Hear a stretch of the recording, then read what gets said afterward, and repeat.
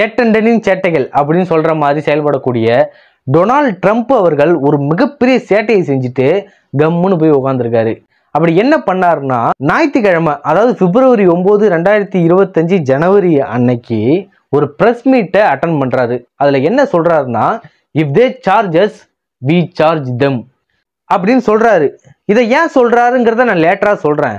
அவர் சொன்ன முக்கியமான விஷயம் என்னன்னா, இனிமேல் இந்தியா உட்பட அனைத்து நாடுகளிலிருந்தும் ஏற்றுமதி செய்யப்பட்டு யூஎஸ்ல இறக்குமதி செய்யக்கூடிய ஸ்டீல் அண்டு அலுமினியத்திற்கு 25% டாக்ஸ் நீங்க கட்டியே ஆகணும்டா அப்படின்னு சொல்லியிருக்காரு.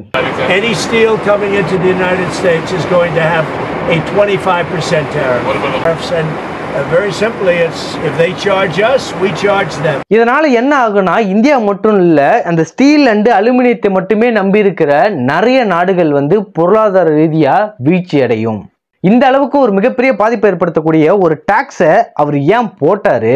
இதனால இந்தியாவுக்கு எவ்வளவு பொருளாதார ரீதியா நஷ்டம், இதனால இந்தியாவில் ஏற்படக்கூடிய இம்பாக்ட் என்ன, இந்தியா இதுக்கு ஒரு நல்ல பதிலடி கொடுக்குமா, ஷேர் மார்க்கெட்ல என்ன வித்தியாசங்கள் நடந்திருக்கு, இப்படி எல்லாத்தையும் இந்த வீடியோல இப்ப நம்ம பார்க்க போறோம்.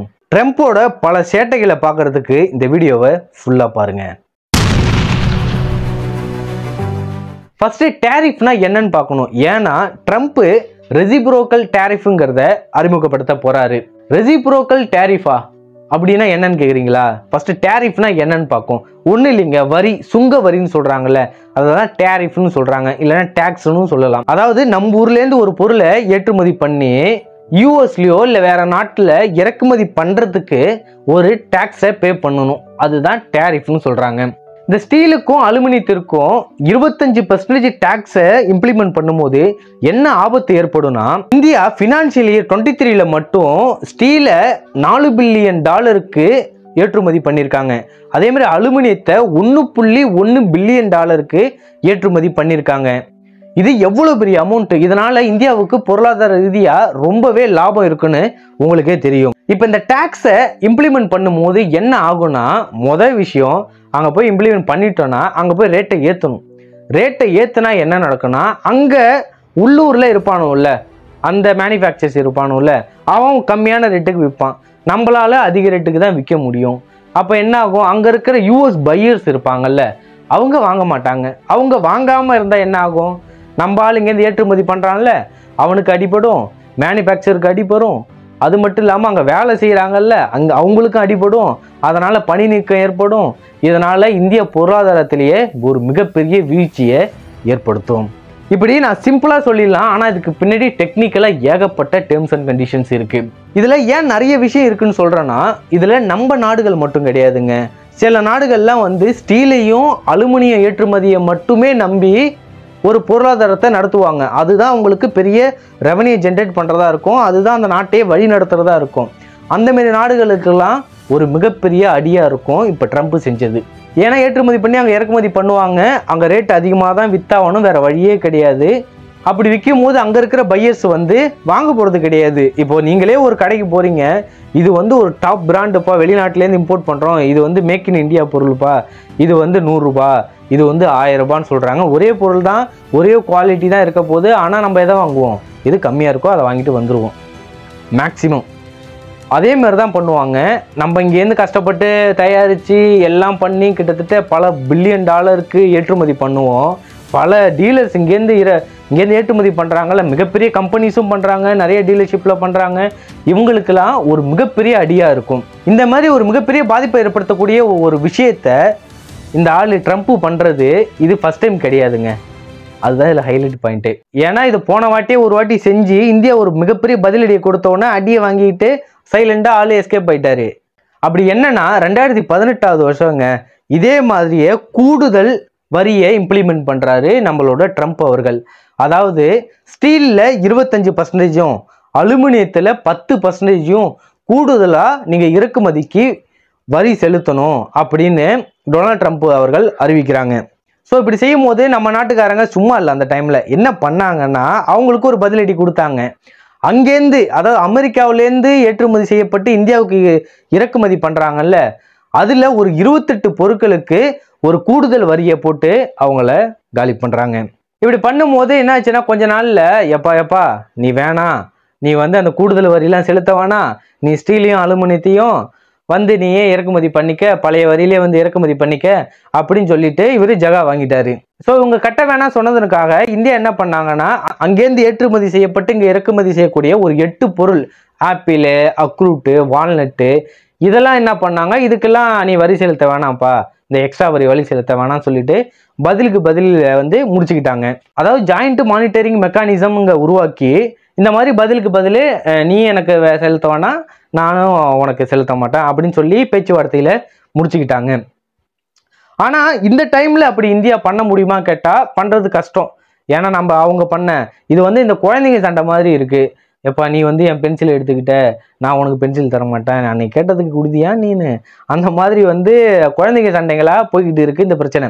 இப்படி பண்ணும்போது என்ன ஆகுனா, நமக்கு ஒரு சைடு அடிபடும், அவங்களுக்கு அந்த அளவுக்கு அடிபடாதுன்னு வச்சுங்க, ஆனா நமக்கு ஒரு பெரிய அடியா விடும் நம்ம நாட்டுக்கு. ஸோ ஆல்ரெடி இந்தியா ஒரு சம்பவம் செஞ்சிருக்கு அவங்கக்கிட்ட, செஞ்சுட்டு இப்போ மறுபடியும் டொனால்ட் ட்ரம்ப் வந்து அதே விஷயத்துல சம்பவத்தை ஆரம்பிச்சிருக்காரு.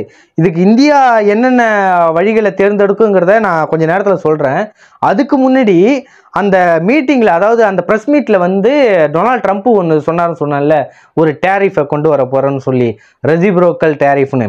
அப்படின்னா என்னன்னா, யூரோப்பியன் கண்ட்ரிஸ் ஒரு காரை உருவாக்கி அதை ஏற்றுமதி பண்ணி யூஎஸ்ல இறக்கிறதுக்கு 2.5% டேக்ஸ் கட்டுற மாதிரி இருக்குங்க.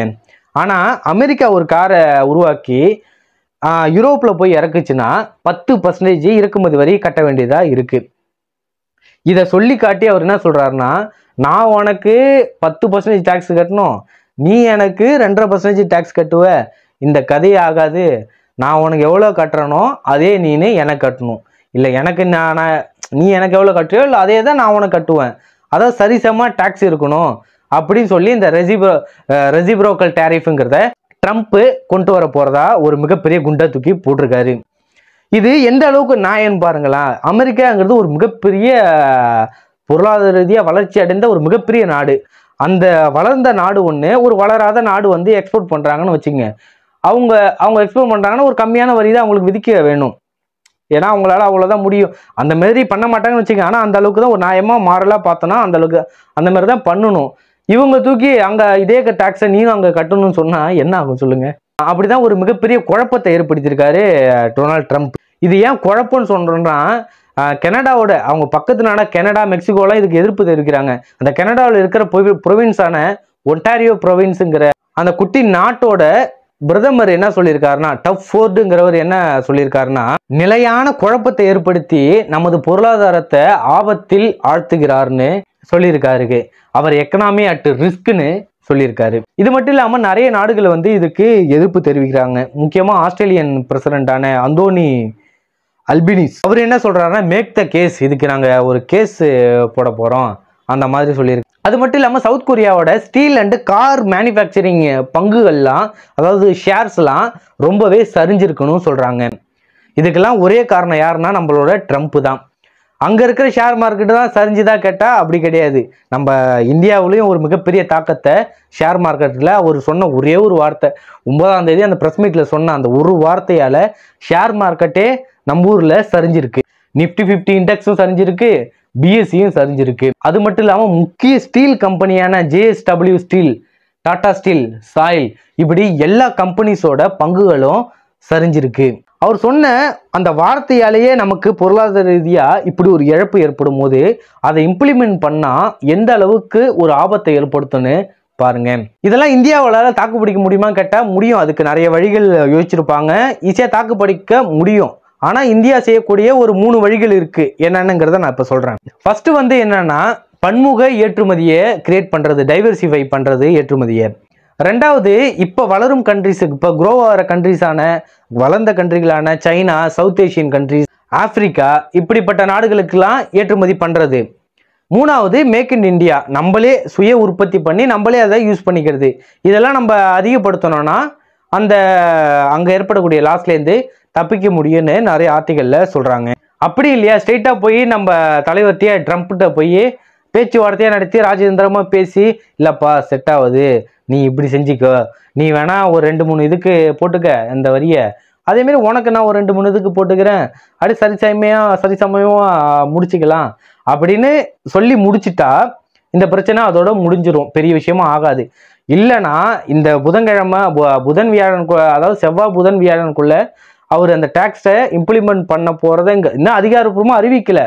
இப்போதைக்கு சொல்லியிருக்காரு, அறிவிக்கிறதா சொல்லியிருக்காரு. இது புதன் வியாழனுக்குள்ள சொல்லிட்டார்னா சொல்லி முடிஞ்சது. இவங்க அதுக்குள்ள போய் பேசி முடிச்சுக்கிட்டா இந்த பிரச்சனையிலேருந்து நம்ம தப்பிக்க முடியும். ஏன்னா இது யாராருக்கு லாஸ்னா, ஷேர் மார்க்கெட்ல இருக்கக்கூடிய பங்குகள் சரிஞ்சிருக்கு, அதனால நமக்கு லாஸு. இன்வெஸ்டர் வரமாட்டாங்க, அவங்க அதனாலேயே நமக்கு லாஸு. இங்கேருந்து அதிகமாக ஏற்றுமதி நடக்காது, அதனால லாஸு. இங்கே ஏற்றுமதி நடக்குதுன்னா வேலை வாய்ப்புகள் கம்மியாகும், அதனாலேயும் லாஸு. இப்படி ஏகப்பட்ட லாஸுகள் நமக்கு ஏற்படும். முக்கியமாக அவர் பேசின அந்த வார்த்தையால் இந்திய ரூபாவோட மதிப்பும் குறைஞ்சிருக்கு. இது ஒரு விஷயம். இதுக்கு ஆர்பிஐ என்ன நடவடிக்கை எடுக்க போறாங்கன்னு தெரியல. நம்ம பதிலுக்கு பதில் பண்ண முடியாதா கேட்டால் பண்ண முடியும். ஏன்னா அவங்களோட மிஷினரிஸு, கெமிக்கல்ஸு, முக்கியமாக அக்ரிகல்ச்சர் ப்ராடக்ட்ஸு, இப்படி எல்லாமே அங்கேருந்து தான் ஏற்றுமதி செய்யப்பட்டு இங்கே இறக்குமதி பண்ணுறது. ஏன்னா இது ஒரு பெரிய மார்க்கெட். இந்தியாங்கிறது மிகப்பெரிய மக்கள் தொகை உள்ள நாடு. இங்கே இங்கே இறக்குமதி பண்ணால் அவனுக்கு லாபம்னு தெரியும். அந்த பொருளில் நம்ம கையை வச்சோன்னா ஆள் அழுதுருவார். இருந்தாலும் அப்படி பண்ணுறது என்ன ஆகும்னா ஒரு மிகப்பெரிய பதட்டத்தை ஏற்படுத்தும் நாடுகளுக்கு இடையே. நம்ம இப்படி பண்ணும்போது ஏதாவது வாருக்கு கூட கொண்டு செல்லும். இது வார்னா நம்ம எக்கனாமிக்கல் வாருக்கு கொண்டு செல்லக்கூடும். ஸோ இதெல்லாம் தவிர்க்கணும்னா பேச்சுவார்த்தை மூலமா முடிச்சுக்கிறது தான் நல்ல விஷயம். அதான் நானும் நினைக்கிறேன், நீங்களும் அப்படிதான் நினைப்பீங்கன்னு நினைக்கிறேன். ஆனால் நாடு என்ன நினைக்கிறதுன்னு தெரியல. பல சேட்டைகளை செய்யக்கூடிய ட்ரம்ப்புக்கு மிகப்பெரிய கும்பிடு போட்டுட்டு, நீ இதுக்கப்புறம் எதுவுமே வாயை திறக்காதரா சாமி அப்படின்னு சொல்லிட்டு இந்த வீடியோவை க்ளோஸ் பண்ணிக்கலாம். ஸோ அடுத்து இந்த மாதிரி உலகத்தில் நடக்கக்கூடிய முக்கியமான தகவல்களை நம்ம சேனலில் பார்க்கலாம். இணைப்பில் இருங்க. இந்த வீடியோ பிடிச்சிருந்தா மறக்காமல் லைக் அண்ட் சப்ஸ்கிரைப் பண்ணுங்கள். உங்கள் ஃப்ரெண்ட்ஸுக்கெல்லாம் ஷேர் பண்ணுங்கள். Until then, bye from Shakti.